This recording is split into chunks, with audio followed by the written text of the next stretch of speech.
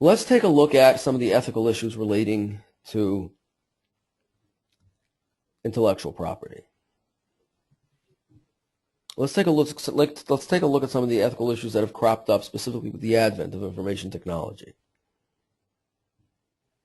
So the ethical issues relating to intellectual property, as far as IT is concerned, relates primarily to intangible creative work, the protection of intangible creative work, and cheating.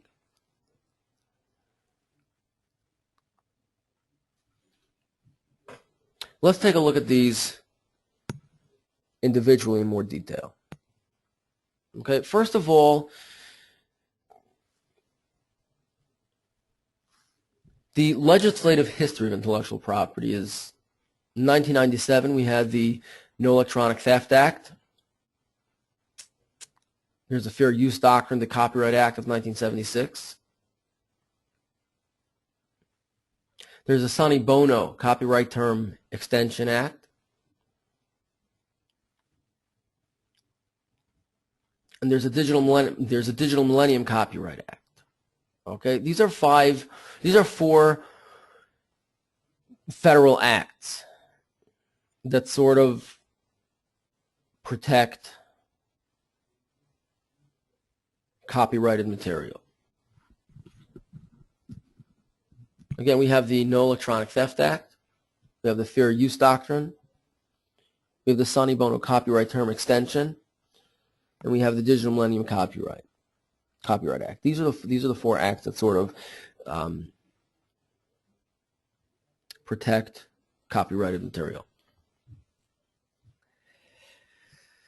Now, the ethical arguments about copying, specifically as it relates to information technology, is first of all, who owns the content?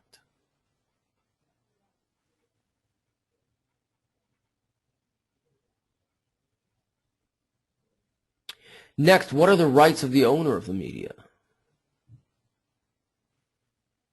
Can they back up their materials? And finally, who's held liable for infringement? Is it the individual consumer? For example, Napster, right? Napster was the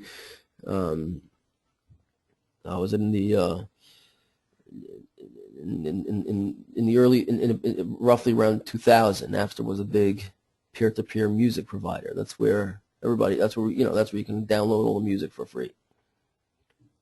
So was the actual consumer listening to the music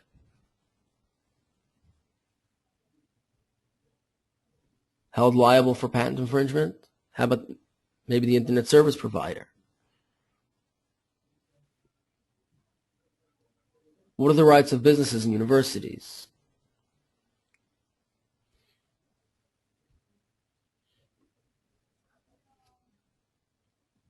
These are all some of the ethical issues that pop up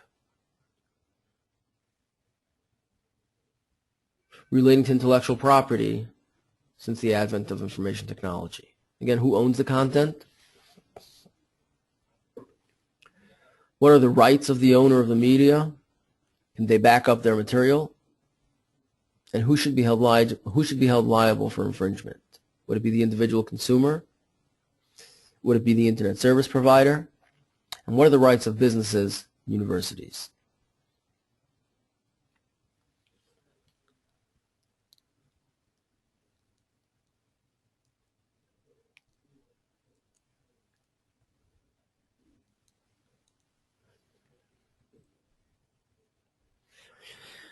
Peer-to-peer. Okay, these are file sharing sites. So the benefits are that they allow for open source and enhanced research capability and collaboration.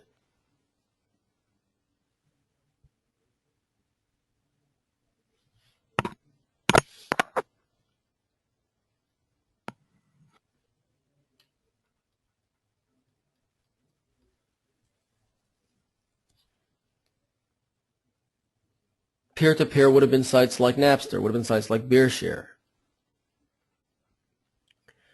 where one peer transfers files to another peer. So the benefits were that it allows for open source and enhanced research capability and collaboration. And those are music sites, but sites that would allow transfer of data, transfer of research files from one peer to another. So these would allow for open source and enhanced research capability and collaboration. They're consistent with a network or ecological worldview or paradigm.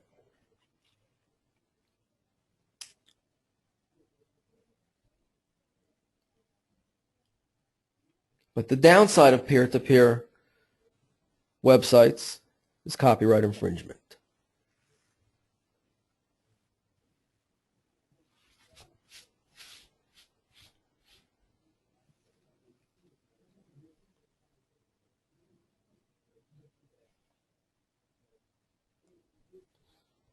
If Universal Studios produces a movie, or Goldman Sachs produces an industry report,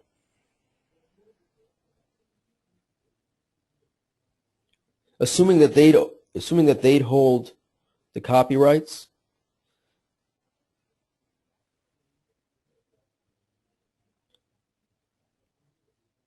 when they're transferred peer-to-peer, whether the Universal Studios movie or the Goldman Sachs industry report, when they're transferred peer-to-peer, there's copyright infringement. So the upside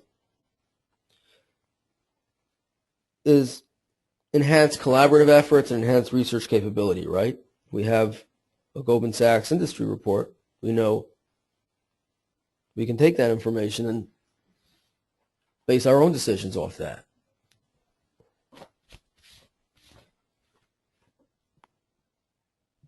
But at the same time, that report is being shared.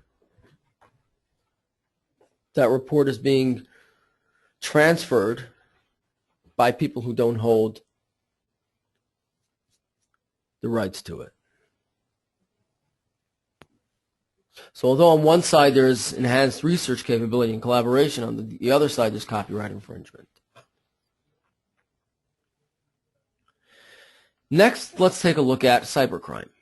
That's another big ethical issue related to information technology.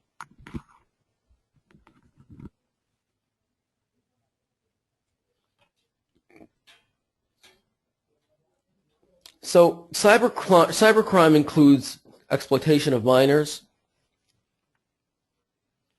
copyright piracy, consumer fraud, embezzlement, and attacks on digital assets.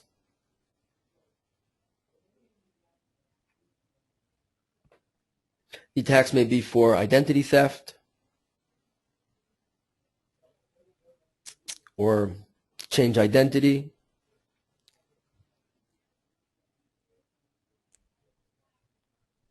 to change medical records,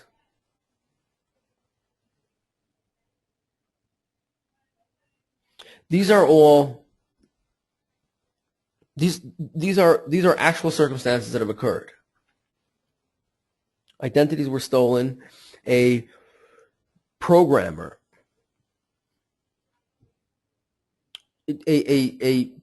changed the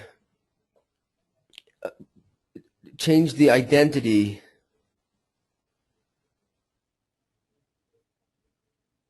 of a computer to resemble the criminal. In other words, we'd have a computer sitting at our desk, and somebody wants to gamble illegally. So they'd use our computer for their illegal activities.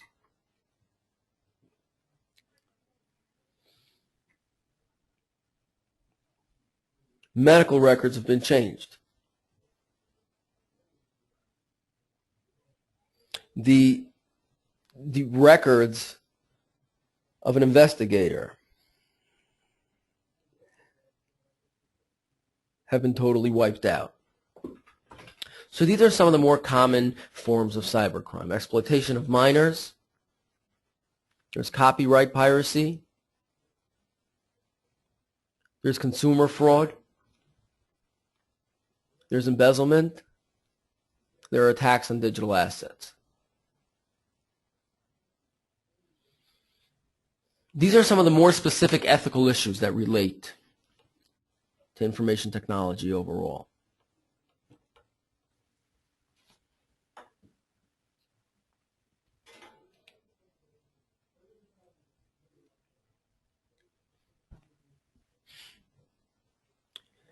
Now let's take a look at the broader impact of information technology.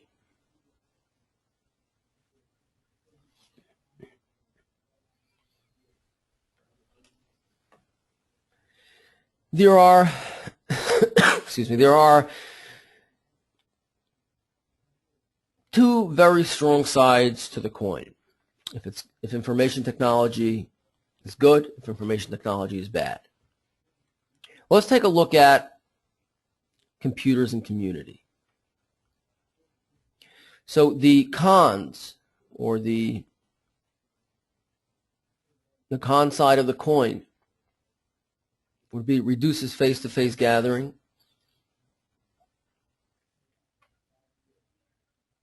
and hurts local community, resulting in isolation. Take, for example, Facebook.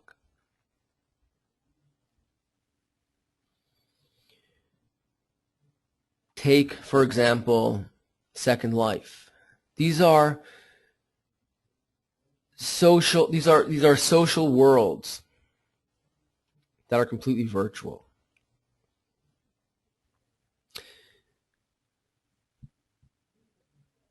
Where virtual communities can be built.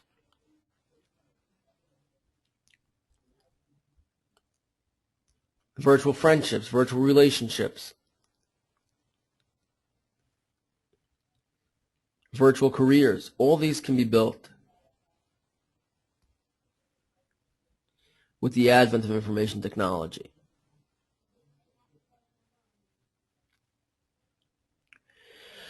Those have been shown to reduce face-to-face gathering and hurt local communities, resulting in isolation and the erosion of the family and community life.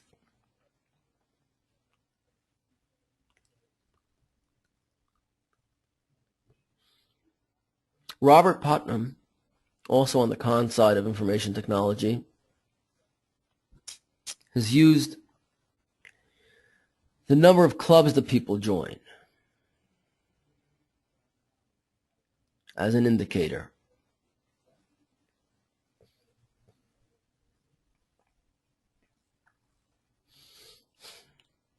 In addition, he's used other factors such as modern transportation, communication, increased mobility in transportation and communication, and changes in family patterns and changes in television. Whether it's changes in broadcasting, whether it's changes in behavior of the viewers, changes in the preference of the viewers.